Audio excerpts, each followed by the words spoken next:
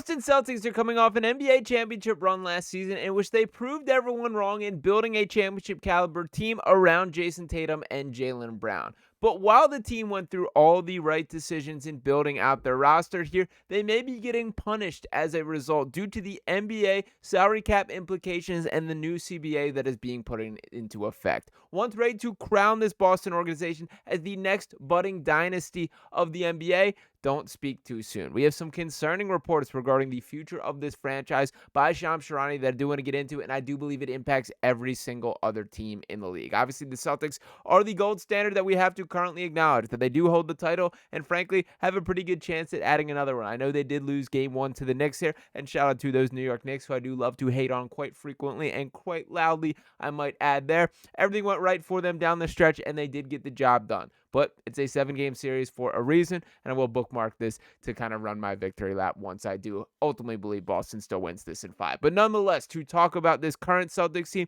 I do want to start with this report from Sham Charania here. So he says, quote, "I can tell you the rest of the league is bracing for some level of change from the Celtics roster this offseason," Charania said. "Sources have been telling me for weeks that the Celtics will be exploring trade options in the offseason.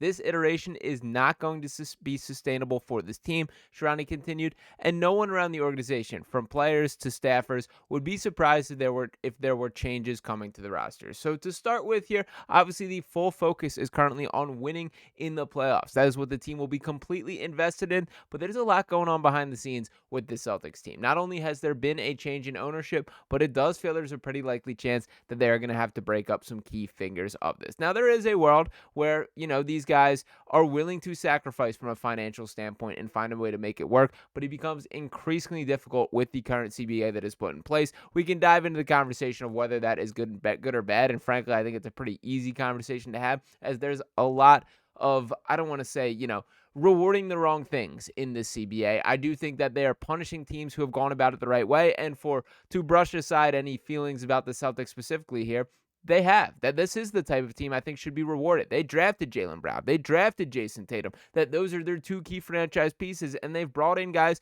to complement them. In Kristaps Porzingis, in Drew Holiday, in Derek White. That this is a franchise that, frankly, I think is run itself just about as well as they possibly could. But ultimately, hard decisions have to be made, and that does seem to be on the horizon. So to add a little bit more detail in that article here, do want to continue on to this section that writes, "The Celtics are in a strong position at the moment, but their financial outlook is about to get much tighter. Starting next season, Boston will be on the hook for paying 5 players upwards of $28 million each, pushing their total payroll when factoring luxury tax penalties close to the $500 million mark.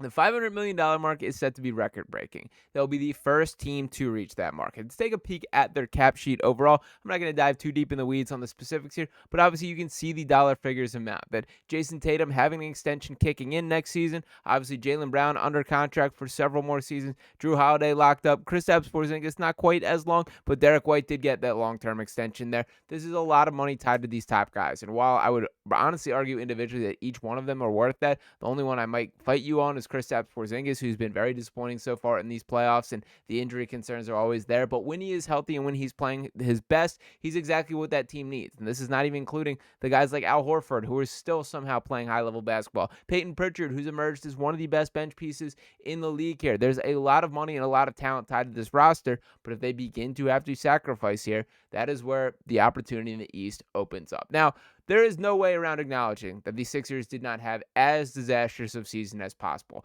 That the issues with this Sixers team have nothing to do with the rest of the league. These are internal things that need to be fixed. Sure, we can have the Joel Embiid health conversation. The Paul George, is that a fair contract? All those kind of things there. And I'm not going to fight you pound for pound that Paul George will ever be worth a full-scale max, but I am confident to believe that there will be a better version of him on the floor. And to take a peek at the Sixers salary cap sheet here, while there's still quite a bit of money tied up to the top end, there's a bit more flexibility that they do have. And I do reserve from diving too deep in the weeds on this until the NBA draft lottery takes place. That will certainly shift the outlook for the Sixers in a lot of directions. For starters, where they will be selecting just from a player perspective changes quite drastically. I will be on cloud nine if Cooper Flagg is coming to Philadelphia, and I truly believe that opens the door for a potential dynasty-like result if you do have everything break correctly here. Now, obviously, that is the best case scenario, but there's also impact from a salary perspective, that there is a different cap number assigned to the number 1 pick versus the number 6 pick, and it does go down based on where you're selected. That is a lot of times why guys want to be drafted as high as possible beyond just the inherent competitiveness in this, but that will play an impact in what the Sixers' other options are for building out that roster. That's going to have a pretty significant impact on the potential of retaining guys like Gershon Yabusele, and frankly, obviously, positionally matters too. They're going to be a little bit less likely to scrape together pennies and find a way to get enough to retain Yabusele in Philadelphia if Cooper Flagg's the first pick, who's going to be logging quite a few minutes at power forward for this team. So nonetheless, we do have to wait for that for a lot of these, but I did just want to talk about the Sixers team as a whole. Again, it was a nightmare season. Everything that could go wrong did go wrong, from Embiid to Tyrese Maxey having his ups and downs to Jared McCain having his brief flash in the pan, looking like a future budding all-star himself, and then going down with a meniscus injury. But when looking around the rest of the NBA, I do want to know moving forward, who does really scare you guys? Because for me, the list is not nearly as high as you would really think. And to dive into it specifically here, obviously we mentioned the Boston Celtics. The Cleveland Cavaliers are a team that won a ton of regular season games, but I'm recording this right before tip-off of the Cavs versus Pacers. Cavs already dropping game 1, and frankly, I think the Pacers have a pretty good argument for being the better team in the series, especially as injuries continue to pile up for Cleveland. Evan Mobley, Darius Garland, DeAndre Hunter all missing in game 2. If they go down 0-2 heading into Indiana, that is a tough pathway to crawl back from, and I do think it speaks a little bit about, I don't want to say overachieving in the regular season, but it's a different skill set for winning in the playoffs, and we're starting to see this shown up to the light. The New York Knicks, I've made my feelings quite clearly here. They deserve credit for playing to their absolute ceiling and reaching the second round. But that being their absolute ceiling is sort of my problem with this entire team. They have made their all-in cash for these chips, that they've pushed their chips in the middle to, try and win this hand with guys that I think all have their flaws. Karl Anthony Towns specifically, I'll acknowledge that I don't think he can ever be a center against a team with any sort of interior attack. I also think he struggles when having to play power forward. And I do think Mitchell Robinson is not nearly the guy that Knicks fans would like to make him out to be. Jalen Brunson is a killer. I cannot ignore that. But Mikal Bridges, is that guy ever going to be an all-star? And you're paying him $35-40 million a year. OG Anunoby's been pretty excellent in these playoffs, so can't say too much about him. But a guy like Josh Hart, a very good player, but is that a guy that you can count on for such high usage that he is on that team, on a team that is actually going deep from a postseason perspective? I have my doubts about that team. The Indiana Pacers, very good, but I also kind of think very flawed. Tyrese Halliburton is a guy who also has quite a range for when he's at his best and when he's at his worst. And I do think that when, the playoff physicality continues down the stretch, he might be a guy that we see fade here. I think the hate for Halliburton is stronger than he deserves, but I certainly understand where it's coming from there. The Milwaukee Bucks basically wiped them off this slate in this conversation. I don't believe we see Giannis Antetokounmpo ever play a game for that organization again, and even under the best of circumstances, Damian Lillard will be out for all of next season. The Detroit Pistons absolutely moving in the right direction there. Have checked every box, are doing things the proper way, are building out this youthful next generation, but I still think that they're a couple years away from fully coming to their prime. A guy like Asar Thompson needs to add some layers to his game and be a key part of that team. Cade Cunningham is there. The rest of the team I don't quite think is. We didn't even get to see Jaden Ivey in a playoff setting for this, as he's just returning from injury. I believe he broke his foot this season. So a lot more questions still about the youth. They're still a couple seasons away. The Orlando Magic have a lot that they need to fix on this roster. They need to take a big swing. They are a team to keep an eye on in free agency and trade rumors. But just speaking about their shooting this year, not only were they the worst three-point shooting team in the NBA, they were the worst three-point percentage team of any team in the NBA in the past decade. That's how bad they were for the perimeter, and those spacing issues are not going to fix themselves. That's especially more maddening when they handed Kentavious Caldwell-Pope $66 million this past offseason to fix things, and obviously that did not work out there. The Miami Heat are in an interesting place, but they're a lot farther away than people would like to acknowledge here. Tyler Hero, a good player, a guy who earned his All-Star and had a pretty terrific year. Is that a guy can be a number one option on a contending team? I certainly think the answer to that is no. Bam Adebayo, a very skilled, very talented player. But again, are we talking about him potentially being the face of a franchise in the way that he currently is sort of looked at or being forced to fill those shoes?